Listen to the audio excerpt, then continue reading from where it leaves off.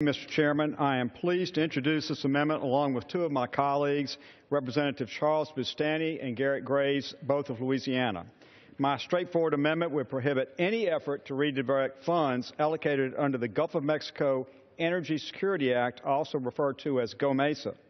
GOMESA was passed in 2006 and created a revenue-sharing agreement for offshore oil revenue between the federal and 4 states in the Gulf of Mexico: Texas, Louisiana, Mississippi, and Alabama. Under GOMESA, a certain percentage of the revenues generated from selected oil and gas lease sales in the outer continental shelf of the Gulf of Mexico are returned to the Gulf states. This money must be used in coastal areas for important purposes like coastal restoration and hurricane preparedness.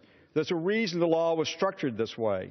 These Gulf states not only provide a significant share of the infrastructure and workforce for the industry in the Gulf, but they also have inherent environmental and economic risks.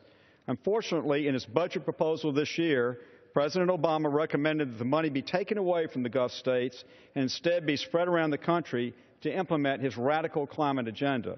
Not only does this proposal directly contradict the current federal statute, it vastly undermines the purpose of this law: to keep revenues from these lease sales in the states that supply the workforce and have the inherent risk of a potential environmental disaster. This is not the first time the President has made this proposal, and so far Congress has stood strong in opposition. I hope we will do so again today. My simple amendment will support our coastal communities in the Gulf Coast while preserving the rule of law.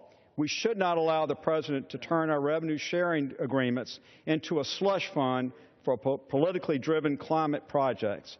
I urge my colleagues to support this straightforward amendment, and I reserve the balance of my time. Gentleman from Alabama reserves.